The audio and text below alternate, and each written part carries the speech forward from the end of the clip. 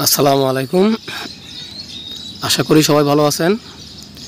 Hasan representative and electronic চ্যানেলে আপনাদের সবাইকে স্বাগতম। দেখতে পাচ্ছেন একটা ক্যাসেট টাইপ 4 টন এসি, ডিসপ্লেটা ফালাফালি করতেছে আর কিছুক্ষণ চলার পর ডিসপ্লে আর থাকে না। এটা 4 টন ক্যাসেট টাইপ এসি, এটা মিডিয়া, কিন্তু আসলে মিডিয়া না, চায়না মিডিয়া আর কি। আমরা এটাকে 20 পর্যন্ত দিয়ে দেখেছিলাম, কোনো কাজ হয় না, 25 আছে। পরে আমরা অফ করে দিই সিস্টেমটাকে। অফ করে দিয়ে দেখার জন্য আসলে কি কারণে ইনডোর চলার কিছুক্ষণ পরে আবার ইনডোরটা বন্ধ হয়ে যায়। তো আমরা যখন আউটডোরে চলে আসি, দেখতে পাচ্ছেন কেরিয়ার লেখা, কিন্তু এটা আসলে কিন্তু অরিজিনাল কেরিয়ার না। এখানে সব লাইনগুলি ঢুকছে, 4 টনের লাইনগুলো। আপনারা যদি ভিডিও না দেখে থাকেন, আমার আগের ভিডিওগুলি আছে, সেটা দেখে নেবেন। এটা হচ্ছে তার আউটডোর সার্কিট। এখানে ইনডোর থেকে সিগন্যাল আসলে আউটডোর চালু হবে। এটা হচ্ছে সেটা ওল্ড ম্যাগনেটিক কন্ডাক্টর, যেখান থেকে আমরা কম্প্রেসারে পাওয়ার লাইনটা খুলে রেখেছি। আপনারা জানেন কিন্তু 3 ফেজ কম্প্রেসার কিন্তু একটা ফেজ বা 2টা ফেজ না পালেই কিন্তু সমস্যা হয়ে যায়, অ্যাম্পিয়ার বেড়ে যায়, কিছুক্ষণ চলার পরে টিপ করে যায়।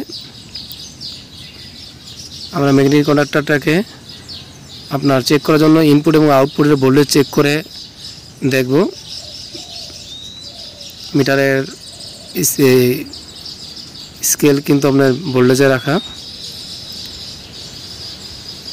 নব, মিটারের নব দেখতে পাচ্ছেন এখানে। ভালো করে ভোল্টেজটা একটু শো করে দেখেন,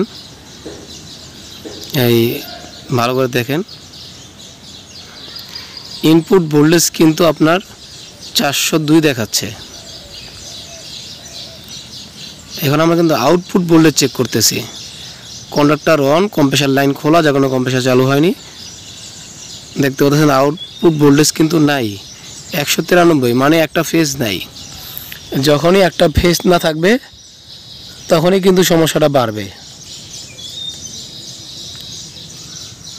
দেখতে পারতেছেন এটা অনেক সময় কন্ডাক্টর ফল্ট হয়, অনেক সময় ওয়্যারের সমস্যা হয়। এটা আমার কন্ডাক্টর আউটপুট, যেটা থেকে কম্প্রেসার চালার কথা। এক সাইডে 400 ভোল্টেজ আছে, আরেক পাশে 200-এর একটু বেশি ভোল্টেজ আছে, কিন্তু ভোল্টেজ থাকার কথা 380 থেকে 420 পর্যন্ত। আপনারা জানেন যে 3 ফেজ ভোল্টেজটা এরকমই থাকে। পরে আমরা কি করব, সেখানে দেখলাম যে কন্ডাক্টর যখন ইনপুট ঠিক আছে, আউটপুট ভোল্টেজ একটার মধ্যে নাই, তাহলে আমরা ম্যাগনেটিক কন্ডাক্টরটাকে পরিবর্তন করে দিই এবং সাথে একটি ওভারলোড লাগিয়ে দিই, যাতে নাকি আপনার যদি কম্প্রেসার কোনো কারণে ওভার অ্যাম্পিয়ার টানে, ওভারলোড টিপ করে যাবে। দেখতে পাচ্ছেন ম্যাগনেটিক কন্ডাক্টর স্যানাইডারের, আর আউটপুটে আমরা একটা ওভারলোড লাগিয়ে দিয়েছি, যাতে করে কম্প্রেসার নিজে থেকে কয়েল থেকে না যেয়ে ওভারলোড থেকে টিপ করুক, তাহলে বোঝা যাবে। আউটপুট ভোল্টেজ 400 ভোল্টেজ থাকবে, ওভারলোড টিপ ভোল্টেজ এটা আপনার অ্যাম্পিয়ার উপর নির্ভর করে। ম্যাগনেটিক কন্ডাক্টর দীর্ঘদিন যদি আপনি ইউজ হয়ে থাকে, তাহলে এগুলো কন্ট্যাক্টের সময় ভোল্টেজ কম পাওয়া যায়, সেই ক্ষেত্রে কিন্তু আপনার কম্প্রেসার ওভারহিট হয়ে অফ হয়ে যাবে। এমনিতে সার্কিট ঠিক আছে, সার্কিটের কোনো সমস্যা নেই। এটা হচ্ছে আমাদের কন্ট্রোলিং লাইনটা,